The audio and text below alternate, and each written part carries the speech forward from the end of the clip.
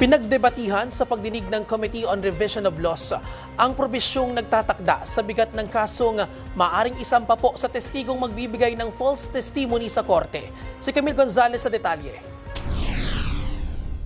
Mainit na pinag-usapan ng mga legal expert sa pagdinig ng House Committee on Revision of Laws ang draft ng Article 186 ng Revised Penal Code na tumutukoy sa bigat ng kasong dapat isampa sa testigong magbibigay ng false testimony sa korte. Ayon kay Senior Assistant City Prosecutor Rudy Ricamora Jr., nakasaad sa kasalukuyang probisyon na kapag defendant ang pinag-uusapan, pumapasok ito sa kategorya ng civil case. Ngunit nais na nilang amyendahan ang huling bahagi nito upang isama at ipasailalim din sa criminal cases ang false testimony. Ipinaliwanag naman ni Atty. Raul Cristoria ang dalawang batayan ukol dito.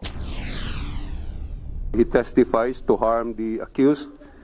The criminal cases also covers an instance where the lying witness testifies for the accused, and both instances is in the criminal case. Hirit naman ni Prosecutor Ramoncito Ocampo Jr., hindi pa aniya siya nakaririnig na may kinasuang testigo dahil sa false testimony. Ipinunto rin niyang walang credence o kakayahang magdesisyon ng korte kung totoo o hindi ang isang testimonya. Kaya't hinikayat ni Ocampo Jr. ang komite na magtalaga ng parameters o mga pamantayan tungkol sa layunin ng paghahabla para na rin sa mas maayos na pag-uusig ng kaso.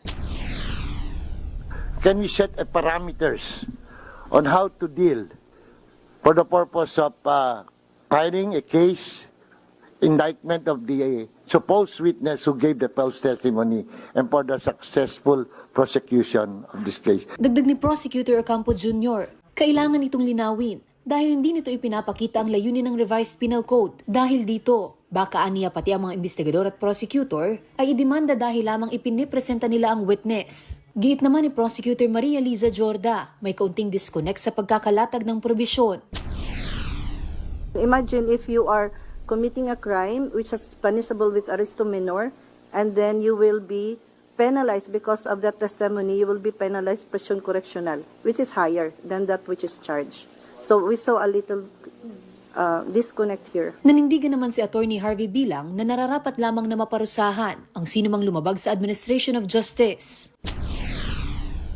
It's an affront to the administration of justice. You know that there's an oath, that there's an affirmation, you're supposed to tell the truth in front of the court, but you're not doing it. So it's primarily an affront to our justice system, and that's how it's been approached also by many other countries. Ayon kay Representative Mauricio Dumogan, mahaba-habang talakayan ito dahil kailangang linawin kung ito ba ay applicable sa private complainant o sa akusado. Para sa totoong balita sa Bagong Pilipinas, Camille Gonzalez, Congress News.